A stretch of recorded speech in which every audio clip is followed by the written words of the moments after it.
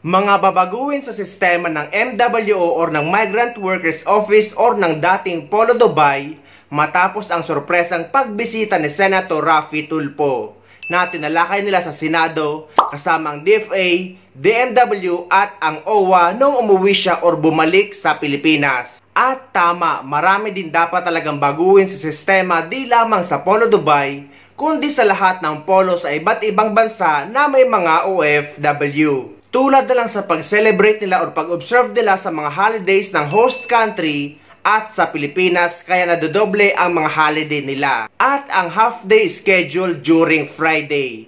At pati ang appointment system na laging walang slot.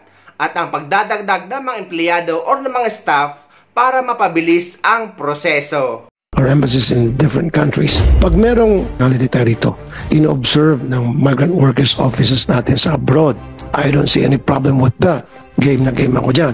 However, pag nagkaroon din ng mga holidays doon sa host country, in-observe din nila. So nagkakaroon silang double holiday. Halimbawa, merong 16 holidays tayo rito na in-observe. So yung embassy natin sa Riyadh and MW office natin sa Riyadh na merong 18 holidays doon sa bansa na yun. In-observe din nila. So 18 plus 16 ang kanilang mga holidays. So close sila. Ba't ganon? Sayang yon. Sana yung holidays doon sa abroad, huwag na nila in-observe para makatulog yon, ma-ease yung backlog. Dahil halimbawa tulad sa Dubai, more than 3 months ang scheduled appointments. Mr. Chair, we also specifically discussed, sir, yung half days during Fridays, and I've already given instruction na hindi po pwede yung half days during Fridays. And definitely, sir, we are one with you in foregoing with the foreign countries holiday. I think we can all attest din naman, sir, kami ni Admin Arnel, that our people work 24/7 anyway. Okay lang po sa amin, sir, na kami makapagtrabaho fully. Napakaganda po na suggestion ninyo. Such a simple suggestion to possibly solve our diklang. Good. Thank you. Yes, Mr. Chair. Thank you so much. And also, wala nang half-day kasi nakita mo pagdating ko sa Dubai, init ang ulo ko, ang haba ng pila, and then half-day. Sabi ko, ano mangyari? Pagdating ng alas 12, pauwiin ulit sila. Ang tagal na nagantay sa appointment, and then pauwi sila dahil hindi na-accommodate, and mag-half-day lang sila. Tinawagan kita sa secretary, and thank you. So, wala nang half-day ngayon. Lahat ng mga MW officers sa buong mundo, wala nang half-day. Full day sila sa Biyernes. Yes, and The DFA rule po are allowed 20 legal holidays a year, and they could be the Philippine holidays and a certain number of local holidays. Hindi pwedeng parehong Philippine at saka yung local country kung lagpas 20 days. Yun po, it's not combined kasi sobra naman kung combined foreign holidays plus Philippine holiday, sobra na yun, no? Tapos meron pa yung vacation leave, no? So, it's 20 days. Another thing, sa Dubai halimbawa, more than 3 months bago makakuha ng appointment ang isang OFW natin para lamang sa tinatawag na contract verification. Pagdating niya doon sa MW office, he or she has to wait no less than 3 hours. FYI lang. And then, after na ma-process na siya at turn na niya para doon sa verification, it only takes less than 10 minutes. Now, after 10 minutes, papupuntay na naman siya sa isang place. And he and she has to wait for another 3 hours na naman para lamang sa resibo. Kaya nung nandun ako, sabi ko, ibigay ng resibo right here, right now. So, ba't kasi napapahaba silang proseso? sa ngayon po, we are developing digitalized process ng contract verification para online nila ito isasagawa, and we hope to roll this out in the next 2-3 months, Mr. Senator. Agree po ako sa inyo. On the matter, sir, of the manpower complement, we have already requested the Consul General for I think 3 times already, but we were advised that in the meantime we cannot add staff. Why? Sir, because there's a system or there's a quota for the number of personnel that will be in a certain post. So, sa ngayon, ilang staff lang alam. According to the Philippine Consulate, and also we have written to the DFA that we requested for an additional 2 or 3 staff, but we were informed that this is a matter being studied and to be coordinated with the host country. Kaya ginawa nyo na yun. Tulad ang sa Dubai. Kulang yung tao nyo sa palagay ko. So, ba't di natin dagdagan? I think we have the letter received from the DFA. That Okay, doon sa embassy, yung mga tao sa embassy, wala namang ginagawa eh. Mas maraming trabaho sa MWO kasi yun ang punta ng mga OFWs natin yung sa embassy, wala, palakad-lakad yung matao, nakaupo na kay aircon, kumakain ng popcorn man Yung sa Eduardo de Vega, magbawas na doon sa embassy. Right now, sir, I'm messaging the Consul General. Ayun, thank you sir. Tapos siguro po, baguhin yung proseso, yung sistema, kasi nakita ko saan may mga lapses doon. Dapat may sistema tayo na doon pa lang sa pila, na screen na. Hindi yung nakapag-antay ka na ng maraming oras, saka kapababalikin. Mr. Chair, rest assured, with the digitalization effort that we are undertaking, it will be faster for an Thank you. OFW to go through the contract verification process. But I need to say, Mr. Chair, that around 70% of those OFWs who do not need contract verification go through the purely online process already. So sa lagay na yan, Mr. Chair, lumuwag na yung proseso. But nevertheless, I completely agree. There are definitely serious areas of improvement dun sa mga nangangailangan ng contract verification. Ito na lamang ang bubunuin natin, yung mga kailangan ng contract verification, and we vow to have a digitalized system within the next 2 months, Mr. Chair. Sige po, sana iksi-iksiyan po natin yung appointment, yung schedule. Yes po, iklian po Sana natin. wag naman po umabot ng more than 3 months. Yes, Mr. Chair. We will speed up the process. Meron po akong suggestion din, kasi napapansin ko, nagsabi mismo sa akin yung mga nandoon, 5 o'clock pa lamang, aga pa lang paalam sila sa kanilang amo, at umabot na sila ng 11, 12, yung iba pa, after lunch na raw. Baka pwede tayo maglagay ng libreng kape at saka biscuit man lang, pampapakigutom. Baka kaya natin siguro budgetan yun, pwede ba? Yes, Mr. Chair.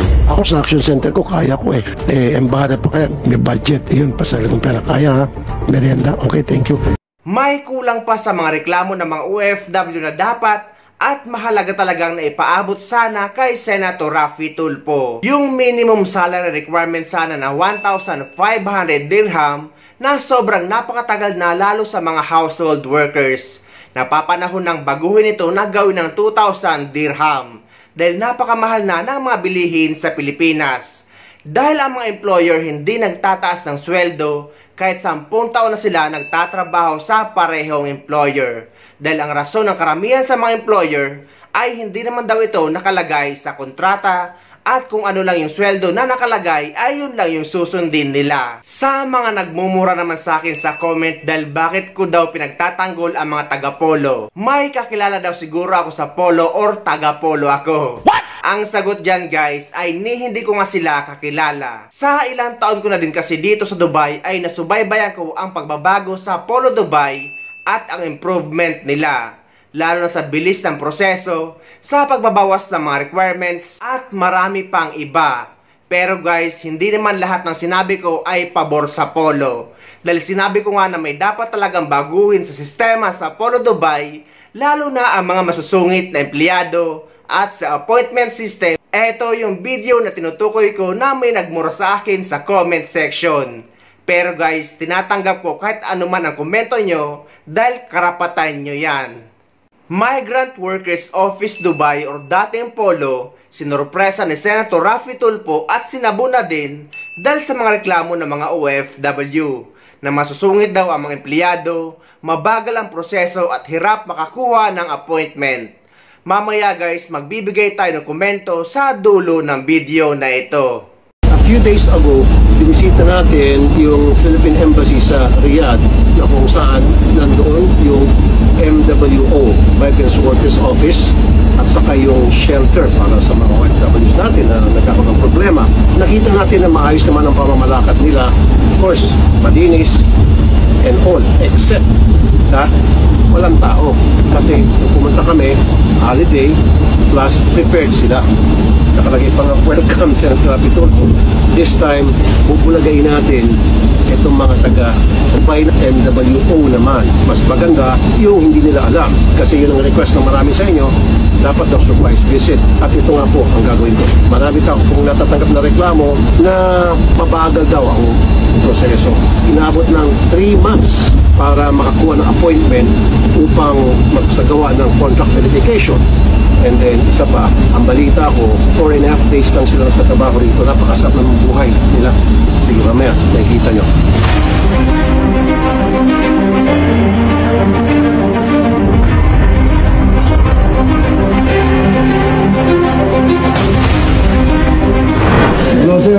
Magawa lang po ako ng ocular inspection. Balita po sir, 4.5 days lang daw kayo open, Monday to Friday, half day pa Friday. Ngayon po pinapalo po natin yung host government at mag-Ramadan na rin. You should be open 5 days. Kasi Friday, that's the only time na yung ating mga OFW pwedeng pumunta dito para mag-transact.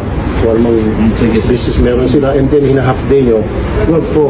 So I want you guys to be open hanggang 5 o'clock mamaya. Sige sir.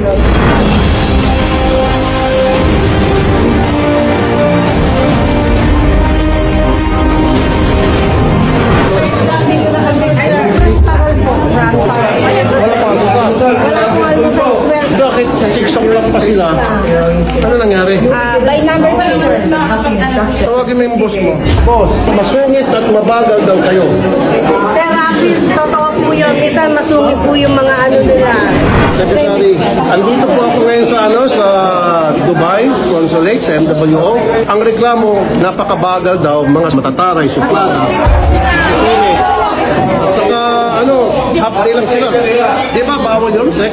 Kahit na may sistema sa UAE dyan na half day po sa Friday, ay tuloy-tuloy lang po tayo sa Friday. Okay. Po ang civil service regulation. Di ba? Hanggang 5 o'clock kayo. Salamat po, Sek. At saka, bakit 3 months ang appointment for contact verification at 3 buwan magkantay? Pa-appointment. Bakit? Kung na kayo magpa-appointment. Mahirap po magpa-appointment din po. Promise. Yung po ang concern namin, ma'am, sana po yung mga staff, hindi po sila masusungit. Minsan po sinusungitan nila kami, magtatanong lang kami, masungit sila. Sana hindi po. Baka naman po kaharap na si Therapy. Kaya po kayong ganyan. Hindi po. Promise po. Sinadya ko mag-surprise visit. So ngayon gusto ko makita first hand kung ano bang klaseng sistema meron kayo at yung sistema niyo bulok. Sungit. Ba't ganun, ma'am? Dapat pasensyoso kayo. Yan po. Dapat po. Kasama sa trabaho niyo po yun. Kasi kung wala sila, wala kayo Wala dito. rin kayo. Ang nagpapasweldo sa inyo sila. Kami po. Yes. Sige po. Hayaan niyo po, harapin po natin yung complaints ninyong ganyan and gagawan po natin ng mga necessary measures para po at least ma-improve po natin yung sistema po. Pangalawa po, napansin ko na yung appointment system ninyo, bakit ang tagal? 3 months. For contract verification, ang abutin ng 3 months bago makapag-appoint? Sa dami po kasi, usually po, nasa 300 or more po ang nakaschedule niyan, umaabot po ng 500 in a day. So para lang po, mas makontrol po natin, hindi po magtatagal. Kasi mas mahirap po, pumunta kayo dito na walang Teka muna, paano ba? Okay, pag contract Opo. verification, ano bang ginagawa? Check po yung kanilang kontrata, Okay. yung kanilang Emirates ID. Oh. Siyempre po, unang-una yung kontrata dahil tinitingnan po natin kung tama yung provisions po ng kontrata. Kasi gusto po natin ma-ensure, masiguro, ang protection po ninyo at yung mga karapatan na nakasaad po ito sa kontrata. Hindi, tingnan mo na, pero gaano kahaba yung proseso? Halimbawa, pupunta siya for contract verification. How long would it take? Mabilis lang naman po yung Opo. Gaano ka- Mabilis gaano lang po kabilis? siya. Kaya po mabagal kasi konti po siguro yung staff nyo. Isa rin po yun. Isa pa rin po. O, di dagdagan natin yung staff ninyo. Yun pa ron po. Kaya po nung Monday off ko, pumunta ko dito, sabi bumalik ako. Kaya ngayon ako bumalik, Friday. So, ang tagal ko na dito. Opo. Kaya maaga pa lang alas 6. Kailan po ang flight ni Mamaya na. Po, ano po natin Inuuna yan? po yan.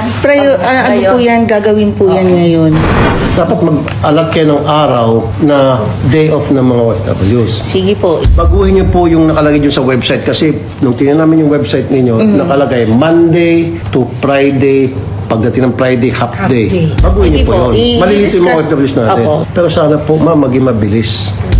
Kasi pasakit yung pabigat yung sa mga siguro OFW po, natin. yun po. Yan po yung haharapin namin, gagawan po namin ng paraan pa. Continuous improvement naman po yung ginagawa natin. From time to time, pagka nakita po natin na may kailangan po talaga na gawan ng paraan at i-improve, haharapin po natin yan, gagawan po natin. Yes Sana po, hindi lang po yung kaharap si Sir Rafi. Opo, asahan niyo po. Gusto ko makita yung proseso po from start to Sige po. finish. Sa Okay baba. po. Paano yung Ano po ginagawa? natin kayo. Dito po yung tinatawag ng screening area. Chine-check namin yung ticket, kung may flight talaga, tapos yung Emirates ID. Kasi sometimes, sir, pinipay kasi yung ticket din, sir. Ang gagawin natin, kuha ka ng isang tao na taga-check. Tingnan natin yung flight mo, yung ticket mo, isa-isa. Umiikot kaysa naman nakaupo sila. Ito sila, sir, may mga number na sila. So they're waiting na lang po, pumaparang din sa loob, kaya kung kukuha na pa sa loob, papasok sa loob po, sir. Oo nga, naiintindihan ko. Pero paano natin mapabilis na tulad nila, 5 hours, may 4 hours and a half na 6 hours? Anong suggestion mo? So while waiting, pwedeng screen na, tingnan na yung papel, isa-isa, para at least, hindi na kung mayroong kulang, pwede na silang advice, and hindi na silang tatagal ng pag-aadvise. O di ibig sabihin, yan pa lamang dapat sa labas, di yung security guard ninyo, di bigyan yung trabaho. Lagyan mo nila ng opisina sa mall para sa Pilipinas. Sa Pilipinas, may mga satellite office kada mga mall or something. Kasi ito lang ang pupuntahan ng tao. After 5 o'clock, sarado na to. Sino ba ang pupunta rito? Oo nga naman. Yung paglalagay ng satellite office, valid naman yung Tinawag ko lang po sa kanya. Baka po pwedeng mas madali. Mas madali.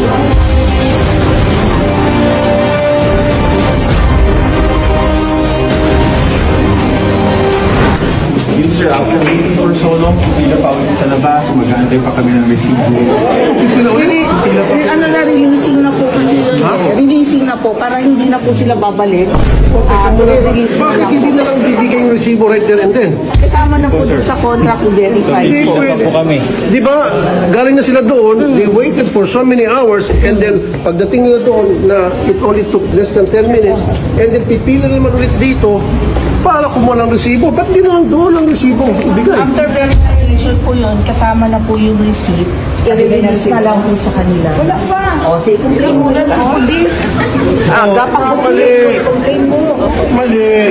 Iniwan na nga ako ng driver namin. Kasama po sa releasing ng naka-attach na po yung receipt. Hindi nga ma'am, may Sana pagbayad, ibigay na lang agad yung Correct. resibo. Ini-encode Bakit po kasi hintayin yun. pa namin? Tagal na naka-attach. Iniwan na kami ng driver namin. So, gano'ng katagal ang hintay pag sa resibo? Sir, dumating Sa kami resibo, Hindi po 3 namin oras alam. na ako dito. 3 oras, resibo lang. Resibo lang dyan. Hindi nabigay yung resibo niya doon para makapagpunta siya sa OWA. Ilang oras na yung antay niya? Okay po, sige Yes. po.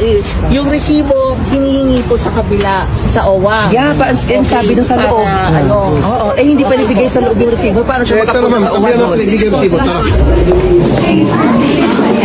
Ma'am, ibigay niyo na agad yung resibo once nakapagbayad sila. Kalokohan yan. Kailangan ibigay ang resibo once nakapagbayad sila. Release ang resibo. Good. Good.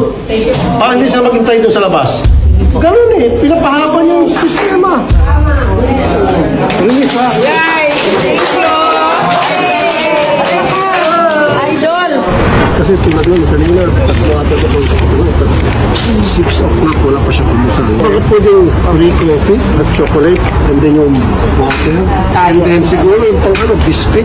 Yes po. Di bali po ma'am, magkakaroon ko ng hearing pag-uwi ko sa Pilipinas, sa DFW. Magpapadagdag tayo ng tao para mas mapabilis yung proseso.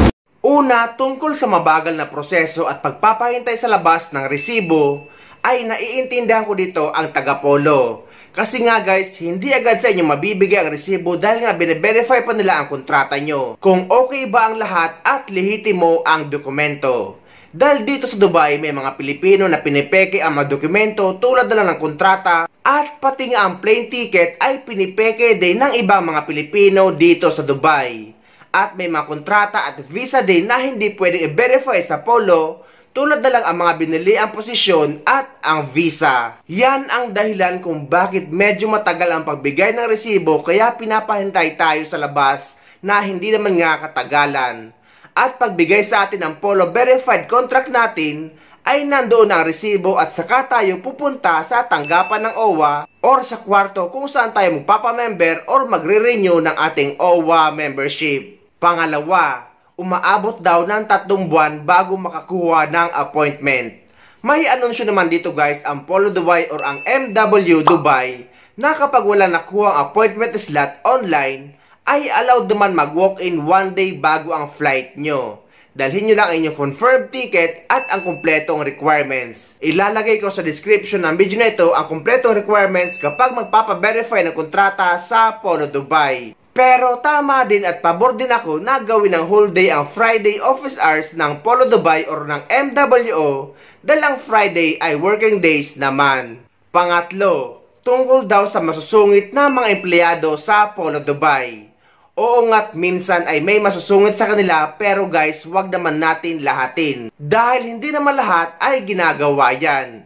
Pero yan din talaga ang dapat mabago sa mga empleyado sa Apollo Dubai, na yung iba ay masusungit. Dahil hanggang ngayon ay nakakatanggap tayo ng reklamo or hinaing tungkol dyan. Pero overall guys, ay malaki na ang pinagbago sa Apollo Dubai, hindi kagaya noon na pipila ka talaga hanggang labas at minsan nga ay madaling araw ay mahaba na ang pila sa labas. Pero ngayon napakabilis na ng proseso. Ewan ko lang kung bakit napakarami pa mga OFW ang nagrereklamo at hindi naiintindihan ang mga taga-Polo.